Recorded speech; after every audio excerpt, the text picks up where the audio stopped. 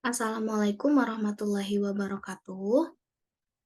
Halo teman-teman semuanya, pada kesempatan kali ini saya bersama anggota kelompok lainnya akan mereview materi tentang pelatihan untuk andragogi. Anggota kelompok kami terdiri dari saya sendiri, Ainsiti Mardiah, Melani Nurjani, Sarah Azkar Rahmani, Fatia Nur Asifa, dan Pani Wahyu Sapitri.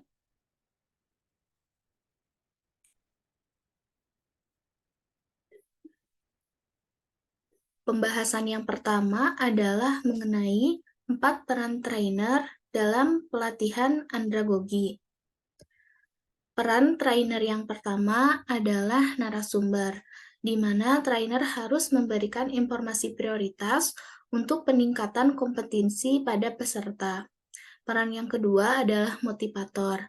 Di sini, seorang trainer harus dapat memotivasi seluruh peserta agar bersedia mengubah sikapnya menjadi lebih baik.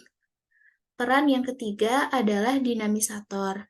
Seorang trainer harus memperhatikan perkembangan belajar setiap peserta. Dan peran yang keempat adalah peran trainer sebagai fasilitator, di mana seorang trainer harus memastikan seluruh jalannya pelatihan dapat terlaksana.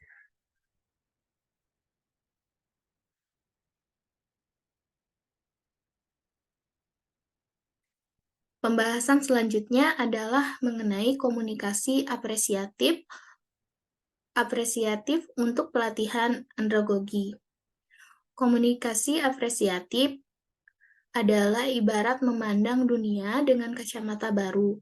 Jika kita biasanya terbiasa melihat kesalahan, baik dibuat oleh individu maupun kelompok, maka dengan menggunakan kacamata apresiatif ini, kita diajak untuk melihat sisi keindahan dan potensi dari dunia yang kita tinggali sehari-hari.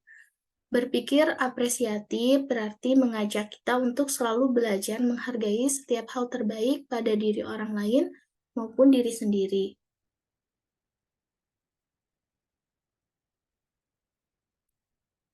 Selanjutnya adalah mengenai pedoman fasilitator, di mana seorang fasilitator harus memberikan apa yang peserta mau, tahu sedikit tentang banyak hal, tidak ada batas dan jarak, senjata memfasilitasi pengalaman dan pengetahuan, sebaiknya tinggal bersama dalam camps, seimbang antara pengetahuan terhadap materi dan metode, mengakui kalau memang kita tidak menguasai sesuatu, dan seorang fasilitator bukanlah guru silat.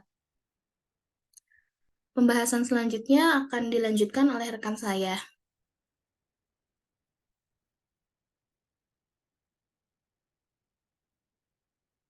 Di sini saya akan mereview video komunikasi pekerjaan sosial landasan kerangka pikir dan kerangka nilai. Terdapat dua hal yang mendasari komunikasi kita. Yang pertama adalah frame of thinking, yaitu hal-hal yang menjadi asumsi pemikiran besar. Yang kedua adalah frame of values, yaitu nilai-nilai dasar yang mendasari. Dalam frame of thinking ada beberapa hal yang harus kita perhatikan. Yang pertama adalah kita berasumsi bahwa sebagian besar klien di kebanyakan waktunya ingin berbuat yang terbaik. Kita berasumsi bahwa setiap orang telah dianugerahi seluruh yang dibutuhkannya untuk hidup sukses dunia dan akhirat. Lalu kita berasumsi bahwa sebagian besar manusia memiliki kebutuhan utama untuk didengarkan. Maka mendengarkan orang lain sama dengan membahagiakan. Or listening better than talking. Lalu untuk frame of values, dalam komunikasi apresiatif, hendaklah setiap yang diucapkan itu dipikirkan dulu. Karena seperti yang ada di Quran surat Al-Isra ayat 36 yang berbunyi sesungguhnya pendengaran, penglihatan, dan hati semuanya akan diminta pertanggungjawabannya. Lalu selanjutnya dari frame of thinking adalah kita berasumsi bahwa apa yang kita ucapkan akan membawa dampak pada orang lain, apakah empowering atau disempowering. Kita berasumsi bahwa kata-kata buruk kita pada orang lain mungkin akan dimaafkan namun tidak akan terlupakan. Lalu kita berasumsi bahwa pendengar tidak hanya berfokus pada apa yang diucapkan namun bagaimana cara mengucapkan. Lalu untuk poin kedua dari frame of values adalah dalam komunikasi apresiatif hendaklah berkata hanya yang baik. Dari Abu Hurairah bahwa Rasulullah Shallallahu Alaihi Wasallam bersabda, Barang siapa yang beriman kepada Allah dan hari akhir, maka hendaklah dia berkata baik atau hendaklah ia diam. Selanjutnya saya akan membahas video ketiga, yaitu submateri teaching plan. Jadi, teaching plan itu apa sih? Teaching plan atau rencana pengajaran adalah suatu rencana penyampaian materi yang akan diberikan dalam proses pelatihan yang terdiri dari uraian atau deskripsi tentang proses atau prosedur penyajian suatu materi tertentu di dalam kelas yang didukung oleh unsur-unsur tertentu. Sebuah teaching plan yang baik tentunya sesuai dengan prinsip kesesuaian antara isi atau tujuan pelatihan dengan kebutuhan pelatihan itu sendiri. Lalu ada beberapa kemudahan dari teaching plan. Yang pertama, agar materi dapat tersampaikan sesuai dengan waktu. Yang kedua, pengendalian waktu. Yang ketiga, sebagai upaya penyajian sistematis dan terarah. Selanjutnya, menghindari sifat lupa, memudahkan proses evaluasi, sebagai acuan juga bagi fasilitator yang akan memfasilitasi. Selanjutnya, membatasi ruang dan bentuk materi, dan mempermudah pencapaian tujuan, menggunakan metode dan media yang sesuai, dan yang terakhir untuk pembagian kerja antar fasilitator dalam sebuah tim.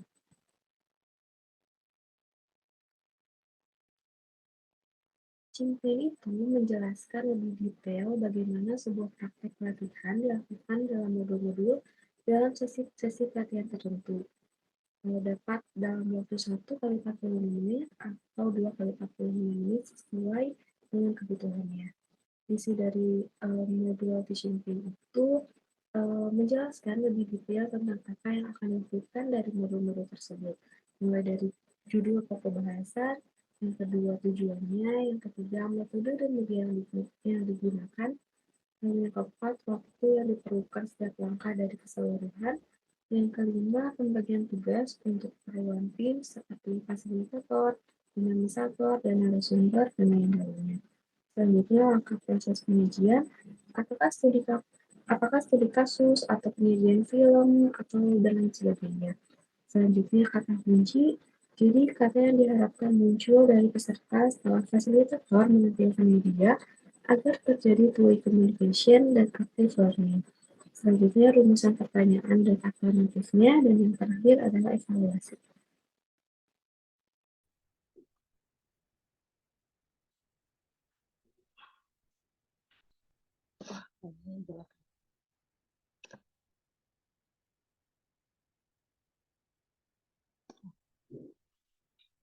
Untuk yang selanjutnya ada hal-hal yang perlu diperhatikan dalam pembuatan teaching plan. Yang pertama, pemilihan pokok bahasan atau sub pokok bahasan.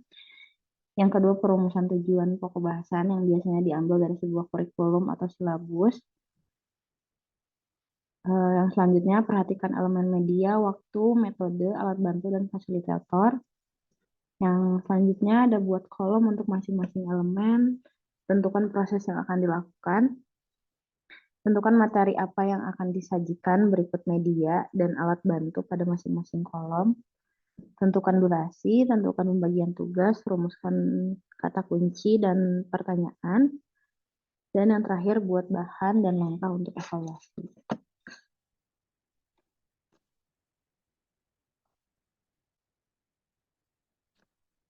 Selanjutnya ini ada alur proses pelatihan. Yang pertama dari input. Input ini berupa data-data yang didapatkan dari peserta, lalu proses. Dan proses ini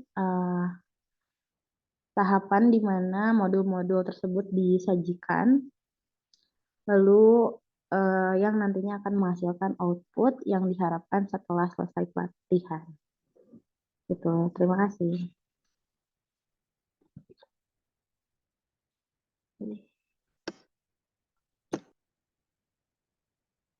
Baik, selanjutnya adalah submateri manajemen kelas dan langkah memfasilitasi.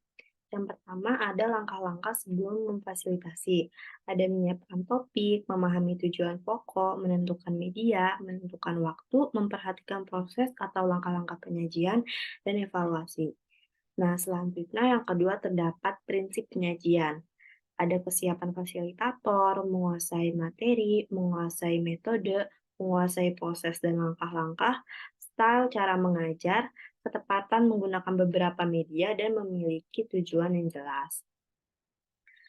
Nah, selanjutnya yang ketiga, terdapat hal-hal yang perlu diperhatikan oleh fasilitator. Yang pertama ada bahasa yang komunikatif, yaitu bahasa yang mudah dipahami sehingga pesan yang disampaikan oleh si pembicara itu bisa dengan mudah dimengerti oleh si pendengar. Kemudian ada kontrol dan juga bisa merangkul GPK atau gerakan pengacau kelas untuk memastikan kelas tetap kondusif. Selanjutnya ada percaya diri, berlaku wajar, memberikan inovasi pada peserta, bisa mengatur tempo agar tidak terlalu cepat maupun terlalu lambat, dan juga penggunaan bahasa tubuh agar cara saat menjelaskan itu tidak monoton dan dapat menarik perhatian peserta. Kemudian selanjutnya ada hal yang perlu diperhatikan saat memfasilitasi. Jadi yang pertama ada menjelaskan pokok bahasan, seperti merumuskan tujuan dan membangun suasana kelas. Kemudian yang kedua, menyajikan media, bisa melalui gambar, film, games, dan media digital lainnya. Kemudian yang ketiga, menggali pendapat. Hal ini ditujukan untuk mendorong keaktifan peserta dan membentuk adanya two-way communication.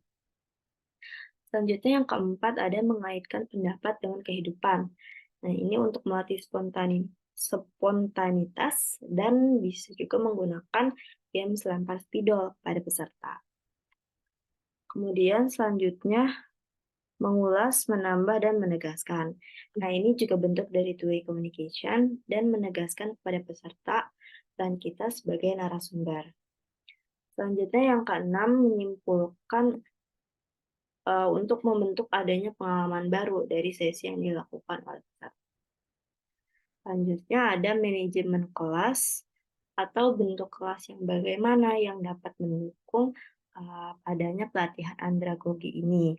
Nah, yang pertama itu tipe classical classroom. Nah, tipe ini tentu saja tidak memudahkan pelatihan andragogi, kemudian membuat peserta yang berada di belakang juga jadi kurang fokus, dan diusahakan bentuk ini itu diubah demi keaktifan seluruh peserta. Kemudian yang kedua ada U-shape, bentuknya seperti U. Nah, tipe ini membuat fasilitator akan memiliki keleluasaan dalam membangun suasana kelas dan memotivasi seluruh peserta untuk turut ikut aktif dalam pelatihan. Nah, tipe ini juga bisa menggunakan meja atau tidak menggunakan meja. Namun, akan lebih baik apabila tidak menggunakan meja, karena peserta akan lebih fokus dan secara tidak langsung terdorong aktif. Nah, yang terakhir ada round table. Tipe ini itu diuntungkan untuk melakukan diskusi kelompok, sehingga mereka akan lebih kompak dan lebih intens dengan sesama anggota kelompoknya. Bentuk ini juga mendukung peserta untuk mempresentasikan materi hasil diskusi berdasarkan kelompoknya. Baik, mungkin sekian presentasi yang bisa kami sampaikan. Kurang lebihnya mohon maaf. Wassalamualaikum warahmatullahi wabarakatuh.